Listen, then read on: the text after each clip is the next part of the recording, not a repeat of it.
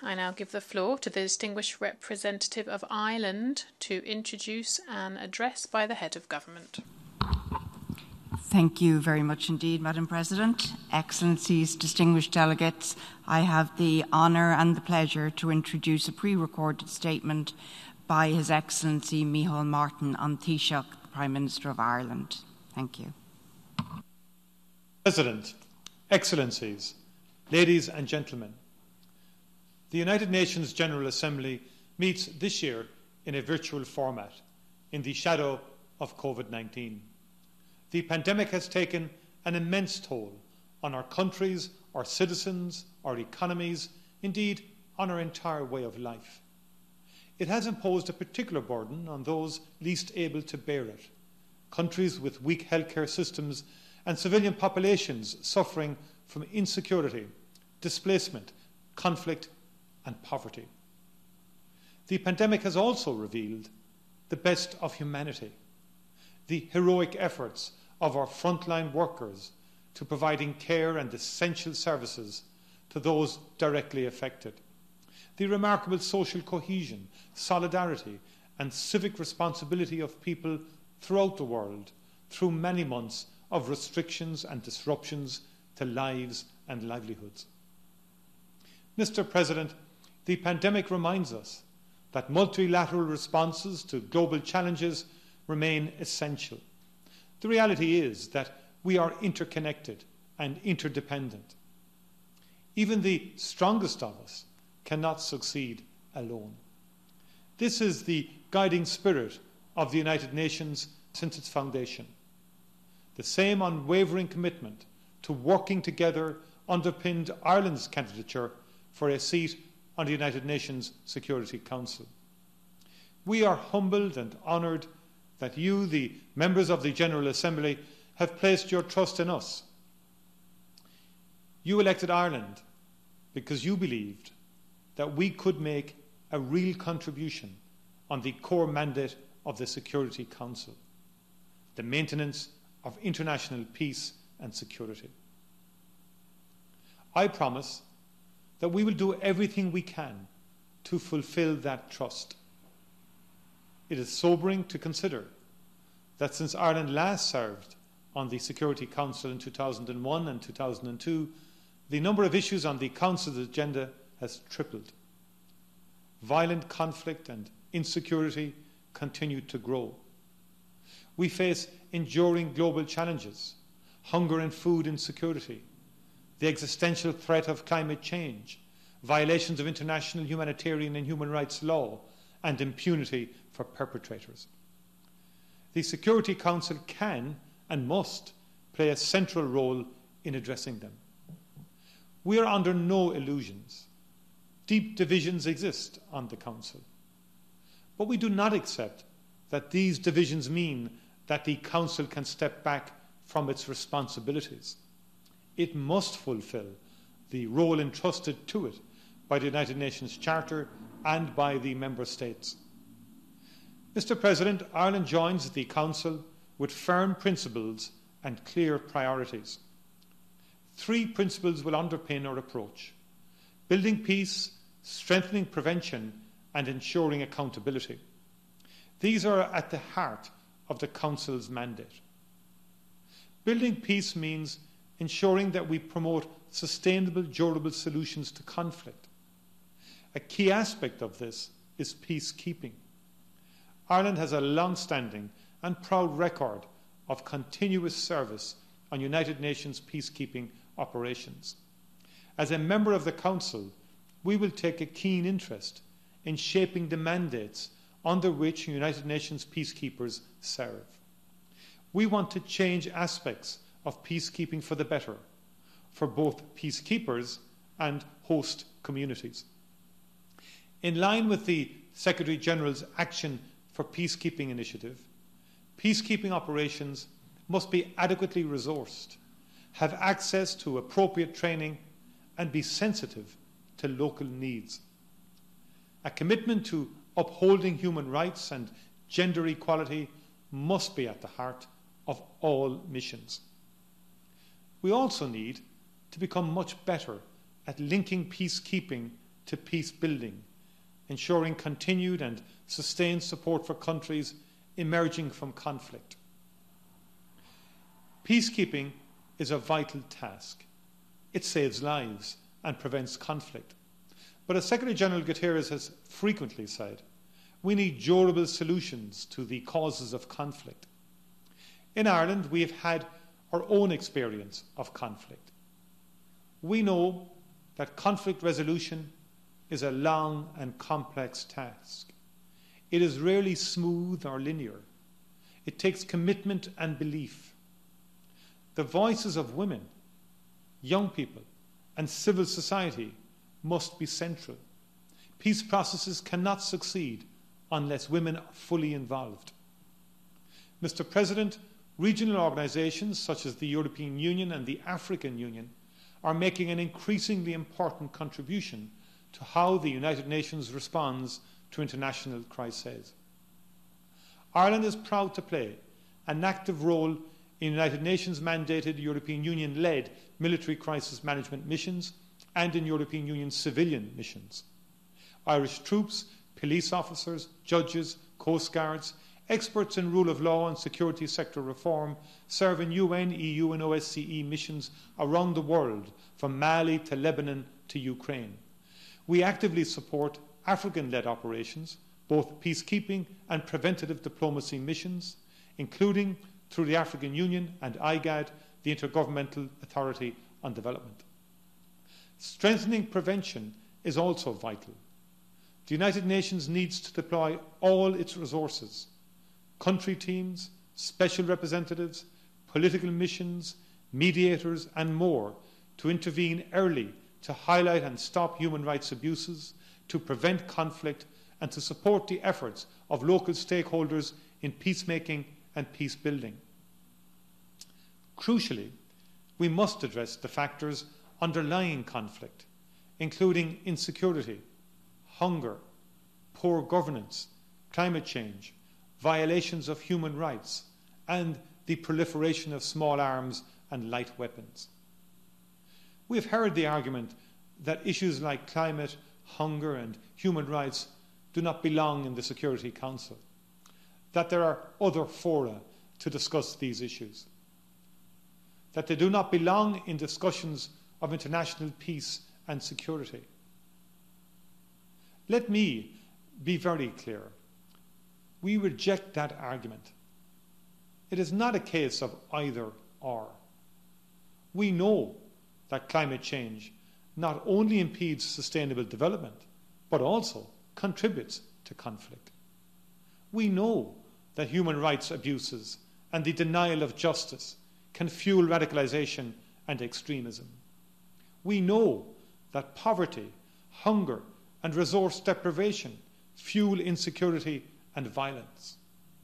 We know that rising oceans pose an existential threat to some small island developing states.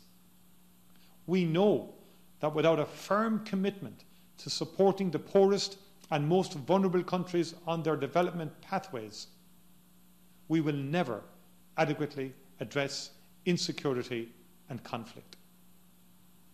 This drives Ireland's commitment to reach our official development assistance target of 0.7% of GNI by 2030. We have ample evidence of these trends. What we do not yet have is a Security Council ready and able to take on its responsibilities to address these issues. Ireland will do everything possible over the next 2 years to make all the progress we can. Accountability will also be a watchword of our term on the Council. Ireland stands firmly in support of the International Criminal Court. The Court has a unique and vital mission to ensure that those responsible for the most serious crimes of international concern cannot act with impunity. We are deeply concerned by any measures taken against the Court and against its officials and staff. Ireland remains firmly committed to upholding universal human rights, the dignity of all, and providing support to those who promote and defend human rights in the most difficult situations. Humanitarian workers must be able to work safely while helping the most vulnerable. The Security Council also has its own responsibility to prevent mass atrocity crimes. We strongly support the ACT Code of Conduct, which pledges Council members to act to prevent such crimes, as well as the French-Mexican initiative on restricting the use of the veto. We have seen the veto repeatedly abused over recent years to prevent the Council from taking necessary actions, including on access to vital humanitarian relief and in response to the use of chemical weapons in Syria. This speaks to the wider need to reform the Council. The longer the Council goes unreformed, and the longer African countries in particular are denied their rightful level of representation, the greater the threat to the legitimacy of the Council itself. Accountability also extends to failures to respect the resolutions of the Security Council. States cannot unilaterally decide which aspects of international law to adhere to and which to set aside when politically inconvenient. Mr. President, the Council has a large number of country situations on its agenda. From Syria to Libya to Yemen, our approach will be driven by a profound concern for protecting citizens and improving humanitarian conditions. We will support efforts for peace in Afghanistan, in which the rights of women must be included and respected. We will also work tirelessly to promote tangible progress towards a two-state solution for Israel and Palestine. Security Council resolutions set out recognised international parameters for an end to the Israeli-Palestinian conflict. These are reflected in the General Assembly resolution Ireland introduced in 2018 and balance the legitimate rights and responsibilities of both sides. As an international community, we need to create the space for direct negotiations.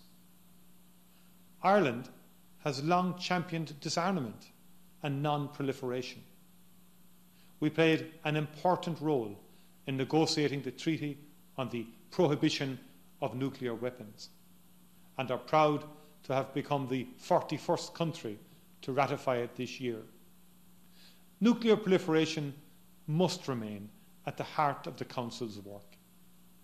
The Democratic People's Republic of Korea must abandon all nuclear and other weapons of mass destruction and ballistic missile programs in a complete, verifiable and irreversible manner. The Joint Comprehensive Plan of Action on Iran's nuclear program must be implemented in full. It is the most effective mechanism for preventing Iran from developing nuclear weapons. Iran must also end destabilizing activities in the region to create a context for an alternative future of economic cooperation and development. Peace and security in Africa, a key focus of the Council, has been an important priority for Ireland since the deployment of Irish UN peacekeepers to the Congo 60 years ago.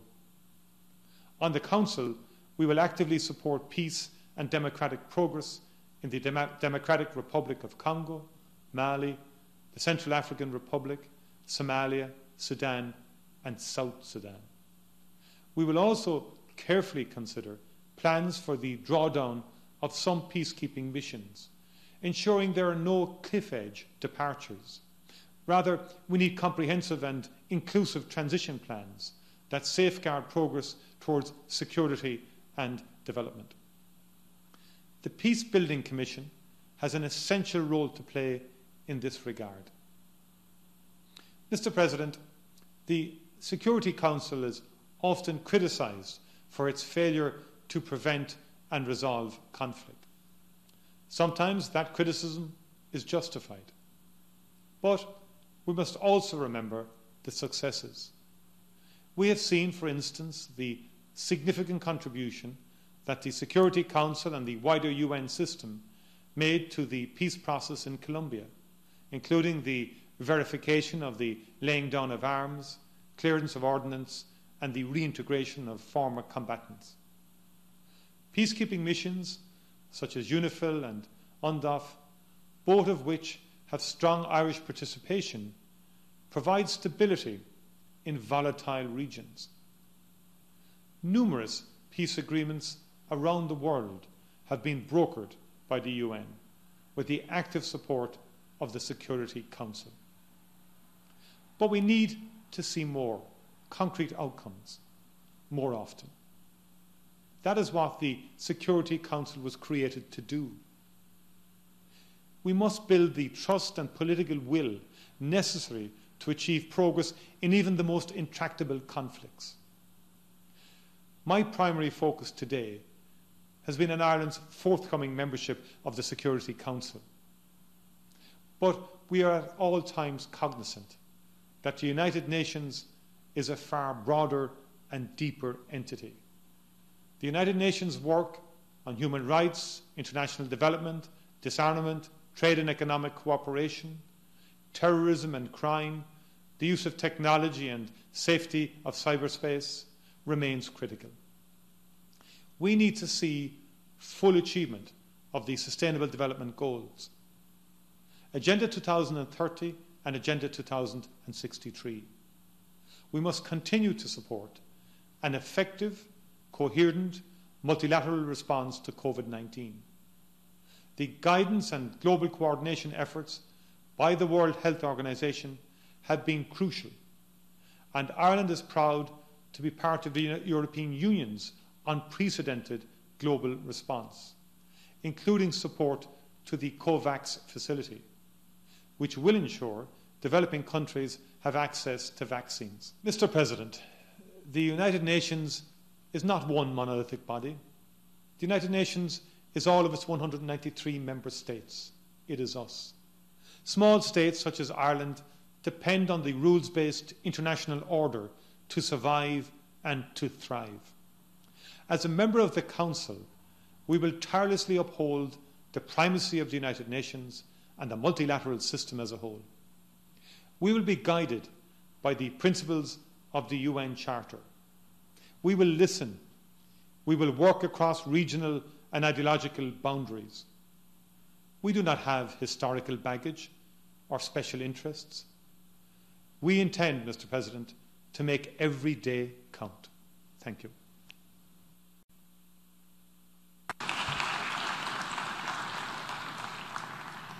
باسم الجمعيه.